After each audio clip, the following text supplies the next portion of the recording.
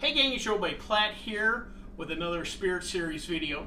In our previous video we discussed Japanese whiskey, and in that video I talked about the importance of Scotland and the Scotch industry to Japanese whiskey. So it just made sense that I would go ahead and move to Scotland and discuss Scotch. Scotch, in the basic sense, is malt or grain whiskey produced in Scotland. But as we've learned in other videos, it's a little more complex than that, and there's usually some legal requirements. So let's review those.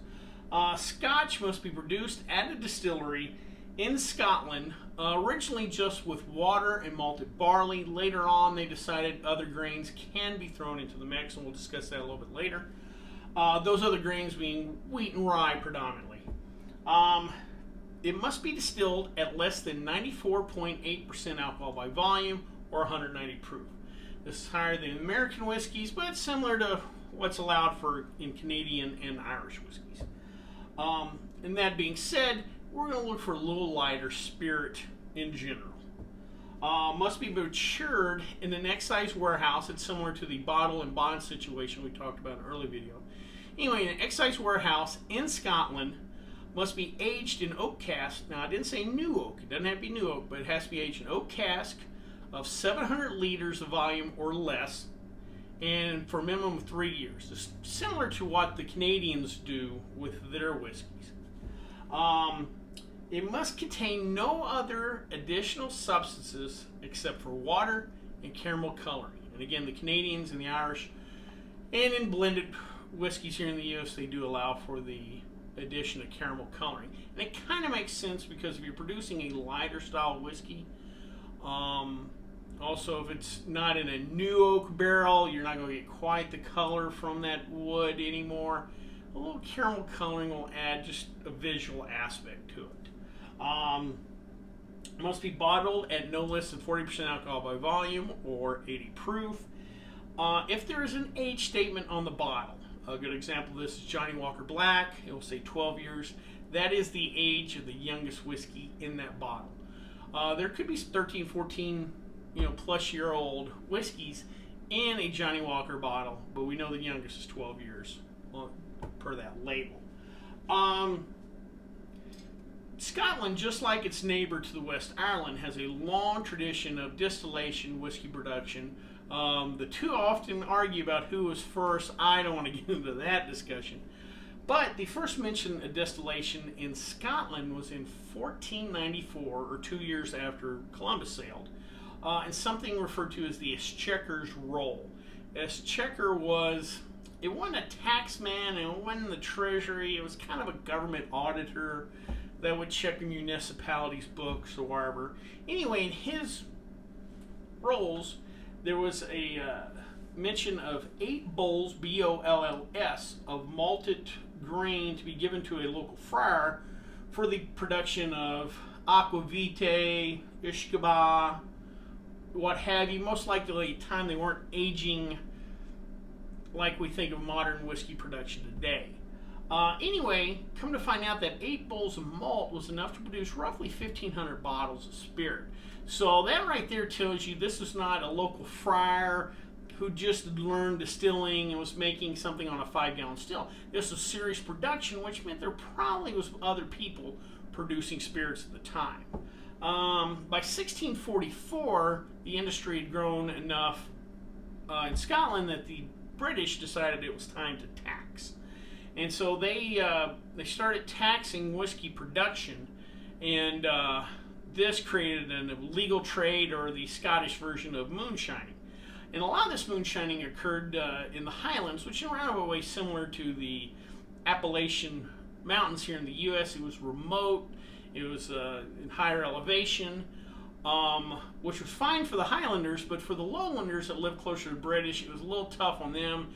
They were easy targets for the British, and the lowland distillers, what the British were really taxing was the malt or malted grain, and the lowland distillers, to kind of fight that, were using more unmalted grain, unmalted barley in their production, which kind of turned out a lower quality product, or was perceived as a lower quality product, where the Highlanders, who were doing illegal distillation and weren't worried about the tax, were using all malt grains in their production, and they end up kind of developing a better name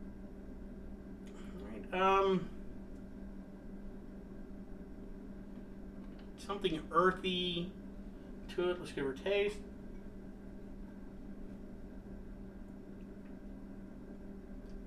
Got a nice little sweet punch up front.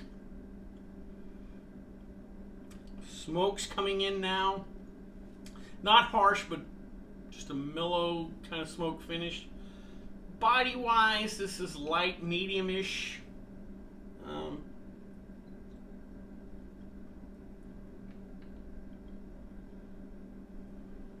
Smoke's still there, but it's nice. A little, almost spice or something's hitting the side of the tongue a little bit. Very drinkable.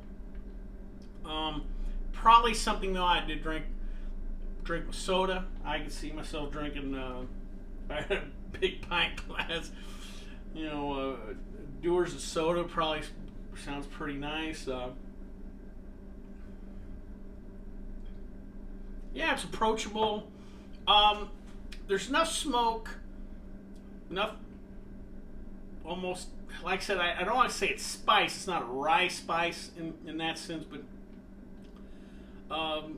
there's some kind of peppery spice complexity in there. It's subtle. That again, it's just enough to say, hey, there's something complex here, or more to it than just a straightforward light whiskey. Hint of caramel in there too. I don't want to say that's from the coloring, but it could be from the coloring. Overall, nice, lighter-ish body, a little bit of smoke. Probably what a lot of people would think of as a Scotch. Again, if you get to some of the bigger Scotches, the Lefroy, stuff like that, that will make this taste like candy. But again, this is probably a good starter Scotch, for lack of a better term. Well, I hope you liked this video. If you did, please subscribe down below. Also, please like the video because it lets YouTube know we're putting out good content. If you have any questions, comments, concerns, please leave them in the comment section, or you can always contact me on the Twitter page. Till next time, bottoms up.